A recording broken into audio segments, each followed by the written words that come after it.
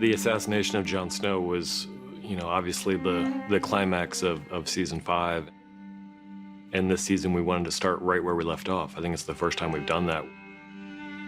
So many people have ended up dead when the credits rolled that we've thought that if you let it breathe for long enough and you let him just sit there for long enough, it might stir the bit of doubt in people as to whether or not someone they loved failed to triumph over the ultimate adversity.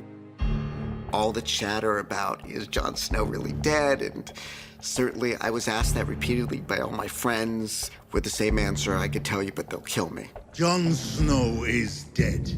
It was exciting for me because I didn't know I'd be coming back at a certain point, I was told, but I didn't know how.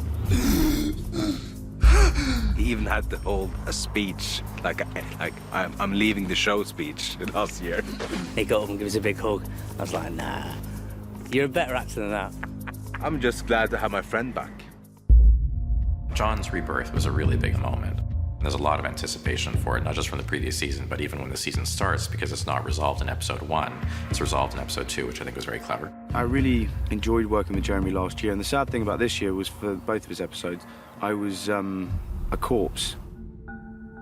One of the things that I wanted to do was do something a little bit similar to what we did with Arya and the corpse washing montage that we did last season. Cleaning him is a kind of a slow process ritual over a body. I knew that it was something that Dan and David really liked. So that was a bit of a model for me to kind of do something similar to that, but different.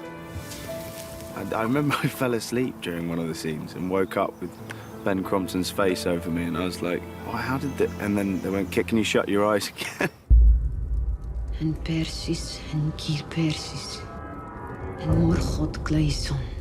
When Jon needs to be brought back to life, she doesn't think she can do it. She's completely defeated. And she was in a lot of doubt, I think, and it's the first time we've ever seen her doubtful. The great victory I saw in the flames, all of it was a lie. We see a more human side of Melisandre this year because she's kind of been proven wrong and her confidence is shattered. She knows that Jon is important. She felt that before. And now in The Lord of Light, by bringing Jon back, proved it. We talked about how sometimes go on long international flights and you get really bad jet lag and you wake up and you know where you are, sort of, but you don't know where you are. And I said, so let's start there. The only reference point I have to someone being brought back from the dead is Beric Dondarrion, and he says to Arya, every time I come back, I'm a bit less.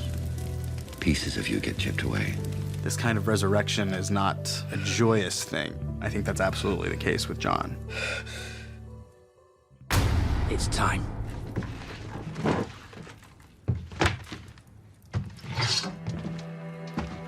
Jon's last act as Lord Commander is to execute the men who murdered him. The main thing that we focused on was how he would deal with the execution of Ollie. And I had remembered watching the pilot where Ned Stark executes this Brothers from the Night's Watch, and he made sure that all his sons watched this. Don't look away. Father will know if you do. He made a point of saying that if you're going to take a man's life, you can't avert your eyes. And so my notion was that when Jon cut the rope, he had to watch Ollie die. It's killing a child, and that's what really destroys him. But I think for that moment, he walks up to the rope, and it's that little bit of darkness that overtakes him, that fury. And I think that's in the moment he thinks he can't do it, and then this memory of being stabbed in the heart overtakes him. Don't mess with Jon Snow. When they rigged it up, the first time you have to do a test run. Once your hands are tied behind your back, there's nothing you can do. You're trusting the team, and this is the best team I've ever worked with, so let's go. But there is a moment of, no, wait, whoa.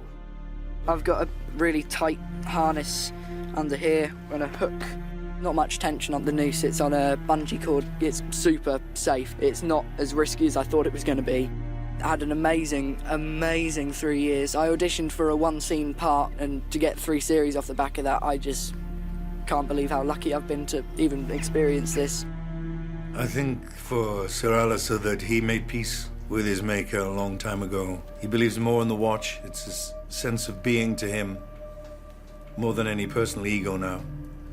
It's always been a fight. I fought. I lost. Now I rest.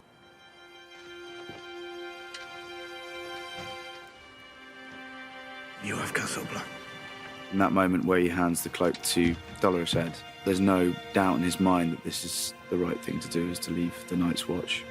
There's no turning back once he kills Ollie. He's fulfilled his vows. He swore to serve the Night's Watch until his death. He died. He is now releasing those bonds. He wants to go off and seek his fortune in the world. My watch is ended. I firmly believe that Jon Snow did die at the end of season 5. This character's something else. He's more haunted. He's seen what lies after death, which is nothing. A little bit of bad has entered him, a little bit of evil. I'm back, but something's gone.